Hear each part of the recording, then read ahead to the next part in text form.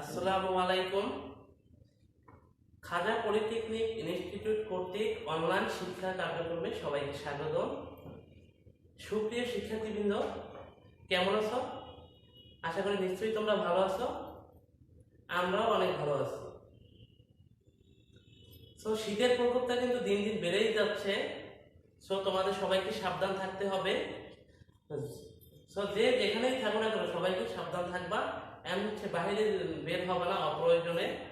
আর যদি বাইরে প্রয়োজনে বের হতে হয় সাবধানতা ভাবে বের হবা, মুখে মাস্ক পরে যাওয়া করবা। বাসায় এসে তোমরা ফ্রেশ ট্রেশ হবা, স্যানিটাইজার যাবতীয় সবকিছু যেটা দরকার সেটা ইউজ করবে, যাতে তোমার ফ্যামিলিও সেফ থাকে এবং তুমিও সেফ থাকো। যাই হোক, এখন আমরা আমাদের মূল টপিকে আসি। আজকে যে বিষয়টা নিয়ে আলোচনা করব সেটা নতুন একটা অধ্যায়, বিন্যাস ও সমাবেশ। তার বিন্যাস ও সমাবেশের মূলত আমরা বিন্যাসটা নিয়ে আজকে আলোচনা করব। বিন্যাস মানে কি পারমুটেশন, ঠিক আছে? এখন আমরা যদি বিন্যাসে আসি তাহলে বিন্যাসটা কি?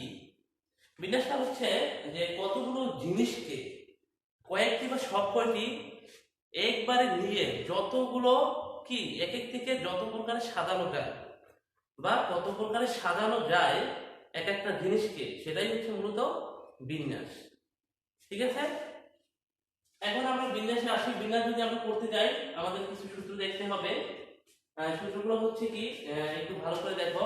প্রথমেই আসবে এনপিআর। এনপিআরটা কি? এনপিআর কি সূত্রটা n এর factorial by n minus r এর ফ্যাক্টোরিয়াল।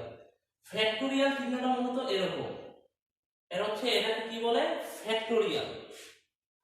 এখন তাহলে এনপিআর থেকে আমরা লিখতে পারি যে n এর factorial by n minus r এর ফ্যাক্টোরিয়াল। তারপর যদি আমরা আসি np1, npr এর ক্ষেত্রে মনে রাখবা np1 সমান n লেখা যায়। আর np নট এর ক্ষেত্রে যদি আসি np নট বা 0, এটা পরিবর্তে লেখা যায় 1। আর 0 কে যদি তোমরা ফ্যাক্টোরিয়াল করো তাহলে হবে 1। 0 কে কি হয়? ফ্যাক্টোরিয়াল করলে হবে 1। আর একটা কি npn। npn সমান লেখা যায় n এর ফ্যাক্টোরিয়াল। n এর ফ্যাক্টোরিয়াল কে আবার লেখা যায় n into n minus 1 n minus 2, ঠিক আছে? এটা n এর মানটা তোমার 3 হতে পারে, 2 হতে পারে, 1 হতে পারে, যেটা তোমরা বসাও। মূলত এই সূত্রগুলো তোমাকে দেখতে হবে। এখন আমরা একটা ম্যাথে আসি। ম্যাথটা কি? যদি np4 6 np3 হয় তবে n এর মান নির্ণয় করো। কি মান চাইছে? n এর মানটা নির্ণয় করতে বলছে। আবার বলি আমি কোশ্চেনটা, np4 সমান সমান 6 np3 হয় তবে n এর মান নির্ণয় করো। তাহলে আমরা ম্যাথে আসি। প্রথমেই গিভেন, এটা আমাদের দেওয়া আছে যেহেতু যদি, সো আমরা লিখতে পারি সলিউশনের প্রথমেই কি যে গিভেন কি দেওয়া আছে np4 6 np3। ভালো করে দেখবা, মনোযোগ সহকারে, নইলে কিন্তু সমস্যা হবে বুঝতে। এখন যেহেতু আমরা দুটো পক্ষ, সো আমরা বাদ চিহ্ন দিলাম। এখন এই যে সূত্র np4 আর এখানে একটা সূত্র শিখেছি npr। তাহলে দেখো এখানে উপরে যে n টা আছে p এর বাম সাইডে, সেটার ফ্যাক্টোরিয়াল বাই n r, মানে টোটালটা n থেকে r টা বিয়োগের ফ্যাক্টোরিয়াল। তদ্রূপ এক্ষেত্রেও দেখো এখানে ঠিক একই বিষয়। এখানে উপরে আছে n, n এর ফ্যাক্টোরিয়াল বাই n মাইনাস, মানে উপরেরটা থেকে নিচেরটা বিয়োগ, তাহলে n মাইনাস 4 এর ফ্যাক্টোরিয়াল। ক্লিয়ার? সমান সমান 6 ইনটু আবার ওই একটা np3, তাহলে ওই উপরেরটা n, n এর ফ্যাক্টোরিয়াল ভাগ টোটাল উপরে n মাইনাস 3, তাহলে উপরে n নিচে 3, তাহলে n মাইনাস 3 এর ফ্যাক্টোরিয়াল। একই সূত্র, এই এক নম্বর সূত্রটাই কিন্তু দুইটা ইউজ করা হয়েছে সূত্রে। এবং তো হয়তো বুঝতে পারছো। পরে কি করলাম? পরের লাইনে আমরা সূত্রটা আমরা সাজাইলাম। পরে কি করলাম? n এর ফ্যাক্টোরিয়াল উভয় পক্ষ থেকে ভ্যানিশ করে দিলাম, বাদ দিয়ে দিলাম। তাহলে উপরে কি থাকে? 1, আর নিচে তো n মাইনাস 4 এর ফ্যাক্টোরিয়াল ইজ ইকুয়াল টু কি 6 গুণন n এর ফ্যাক্টোরিয়াল তো বাদ করো 1, আর নিচে দেখো নিচে কি লিখছে n মাইনাস 3 n মাইনাস 4। এটা কোথা থেকে আসলো? এটা কোথা থেকে আসছে দেখো, যেহেতু আমার বাম সাইডে n মাইনাস 4 এর ফ্যাক্টোরিয়ালটা আছে, সো আমার এমন কিছু করতে হবে ডান সাইডেও যে n - 4 যদি আমরা তৈরি করতে পারি তাহলে উভয় পক্ষ থেকে আমরা আবার ভ্যানিশ করে দিতে পারবো। সো এটা দেখা যায় এখানে যে এই সূত্রটা যেটা ইউজ করছে সেটা দেখো এই নিচের সূত্রটা যে n এর ফ্যাক্টরিয়ালকে আমি লিখতে পারি n into n - 1 n - 2। So আমি n - 3 টাকেই ধরলাম টোটালটা n, এইটাকেই একবার ধরলাম n।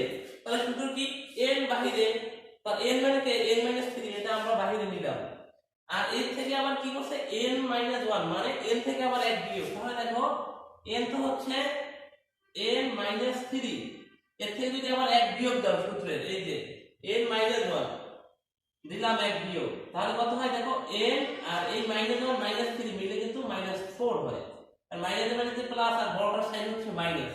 সো এই n - 4 টা কোথা থেকে আসছে তোমরা বুঝতে পারছো মনে হয় যে n টা হচ্ছে কি n - 3, এর থেকে আবার এক বিয়োগ এই সূত্র n - 1, তাই n - 3 থেকে এক বিয়োগ হচ্ছে n - 4, সেখান থেকে মূলত n - 4 টা এসেছে।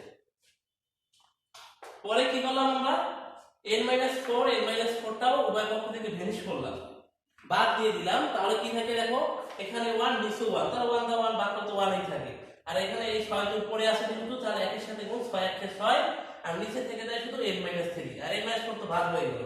তো পরে কি করলাম আর আর গুণ দিলাম n - 3 1 এর সাথে গুণ করতে n - 3 কে n - 3, আর এখানে 6 1 6, আর আর যদি আমরা গুণটা চিন্তা করি দেখো তাহলে n - যেহেতু এর মান বের করব এর মানটা আমরা বাম সাইডে রাখলাম, n - 3 কে n - 3 আর 6 1 6 এটা ডান সাইডে নিলাম। সো n সমান কি হবে এই 3 টা আছে মাইনাস অপোজিট যে প্লাস হয়ে গেল, অর্থাৎ n = 9। এটাই আমরা অ্যানসার পেয়ে গেলাম যে কি বলছিল n এর মান নির্ণয় করো, n এর মানটা আমরা পেয়ে গেছি। আশা করি তোমরা বুঝতে পেরেছো, সূত্র দেখতে তুমি যদি ফলো করে ভালো করে তাহলে নিশ্চয়ই ব্যাখ্যা বুঝেছো। পরে আরেকটা ম্যাথে আসি আমরা, সেটা হচ্ছে যে স্বরবর্ণগুলোকে পাশাপাশি না রেখে ট্রাইঅ্যাঙ্গেলের শব্দটির অক্ষরগুলো কত সংখ্যক উপায়ে নির্ণয় করা যায়।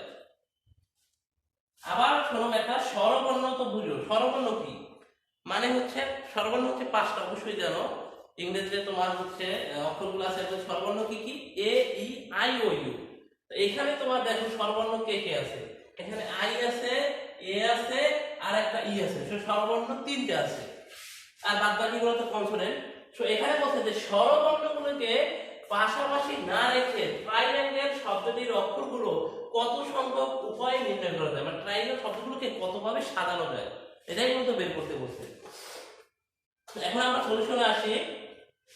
এখানে ট্রাইঅ্যাঙ্গেল শব্দটিতে মোট অক্ষর আছে 8টি। দেখো আসলে কয়টা আছে 8টি, 1 2 3 4 5 6 7 8, 8টি, যার মধ্যে স্বরবর্ণ আছে কয়টা 3টা, এটা তো আগেই দেখে গেলাম। স্বরবর্ণ কি আই একটা, এ একটা, আর এই লাস্ট ই একটা, স্বরবর্ণ হচ্ছে 3টা।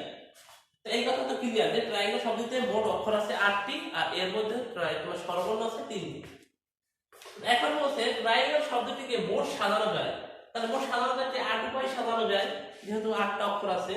সো 8 এর ফ্যাক্টরিয়াল লিখলাম, যে 8 এর ফ্যাক্টরিয়াল উপায়, আর ফ্যাক্টরিয়ালটা ভালো করে বুঝতে হবে যে 8 এর ফ্যাক্টরিয়াল করে আমরা কত পাইলাম, যে তোমার একক দশক শতক হাজার অযু মানে কি 40,320 পাইলাম। আর 8 এর ফ্যাক্টরিয়ালটা কি এটাও তো বুঝতে হবে, যে 8 এর ফ্যাক্টরিয়াল করে যে আমরা 40,320 পেলাম কিভাবে।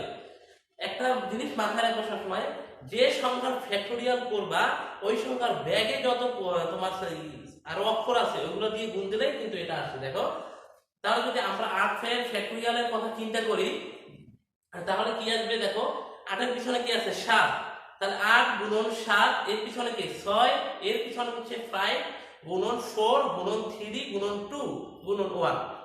সো এটা যদি গুণ করো দেখো তোমরা আসবে এখানে 4, তাহলে 40,320টা পেয়ে যাবে। 8 এর ফ্যাক্টরিয়াল হয়তো তোমরা বুঝতে পেরেছো।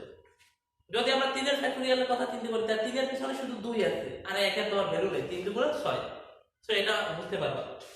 তাহলে এই যে ট্রাইঅ্যাঙ্গেল শব্দকে মোট সাজানো যায় 8 এর ফ্যাক্টরিয়াল উপায়ে, মানে 40,320 উপায়ে পাইলাম। এখন বলছে মোট সাজানো যায়, এখন উত্তর তো আমার চাইছে যে স্বরবর্ণগুলো পাশাপাশি না রেখে কতভাবে সাজানো যায় এটা মূলত বের করতে হবে। এখন আসলাম স্বরবর্ণ 3টিকে একটি অক্ষর মনে করলে ট্রাইঅ্যাঙ্গেল শব্দটিকে সাজানো যায়। স্বরবর্ণ যে 3টা অক্ষর আছে এটা যদি তুমি একটি মনে করো যে টোটাল অক্ষর তোমার 8টা, এর থেকে তুমি স্বরবর্ণ হচ্ছে 3টা, তাহলে 3টা থেকে 8টা থেকে 3টা গেলে থাকে কয়টা? 5টা। কিন্তু কি বলছে, স্বরবর্ণ 3 থেকে একটি মনে করতে বলছে। সো একটি মনে করলাম আমি স্বরবর্ণ 3টা দিয়ে, তাহলে 5 রেখে এখান থেকে কিন্তু 6টা আসছে। ঠিক আছে, এই জন্য বুঝতে পারছো মনে হয় যে 3 থেকে একটি অক্ষর মনে করলে ট্রাইঅ্যাঙ্গেল শব্দটিকে সাজানো যায় 6 উপায়ে। ঠিক আছে, ফ্যাক্টরিয়াল 6 উপায়ে। তাহলে ফ্যাক্টরিয়াল 6 উপায়ে কিভাবে আসছে বুঝতে পারছো? তাই 6 এর যদি তুমি ফ্যাক্টরিয়াল করে ওরকম 6 এর, তাহলে ফ্যাক্টরিয়াল মানে কি? 6 এর পিছনে কি কি আছে? 6 গুণন 5 গুণন 4 গুণন 3 গুণন 2, দেখো গুণ করে আসবে তোমার 720। এটা কারণে স্বরবর্ণ 3 থেকে একটি অক্ষর মনে করলে ট্রাইঅ্যাঙ্গেলকে কতভাবে সাজানো যায়, তাহলে 720 উপায় পেলাম। এখন বলছে স্বরবর্ণ 3 থেকে নিজেদের মধ্যে সাজানো যায়। তাই নিজেদের মধ্যে সাজানো যায় আমার স্বরবর্ণ 3 থেকে শুধু নিজেদের মধ্যে সাজানো যায় কয়বার? 3 এর ফ্যাক্টরিয়াল। তাহলে 3 এর ফ্যাক্টরিয়াল মানে কি? 3 2 আর 3 আর পিছনে আছে 2, 3 2 গুণে 6 আর 1 গুণ দিলে তো 6 1 6 হয়। সো 6 বর্ণ সাজানো যায় শুধু স্বরবর্ণ 3টা। এখন বলতে স্বরবর্ণগুলোকে পাশাপাশি রেখে ট্রাইঅ্যাঙ্গেল শব্দটিকে সাজানো যায়। তাহলে পাশাপাশি যদি রেখে সাজানো যায়, তাহলে ওই যে আমরা 720 পাইছিলাম কি শুধু স্বরবর্ণ থেকে একটি অক্ষর মনে করলে, তাহলে 720 গুণন ওই 6 উপায়ে যায় স্বরবর্ণ থেকে, তাহলে 720 গুণন 6 দিলে হবে 4320 উপায়ে।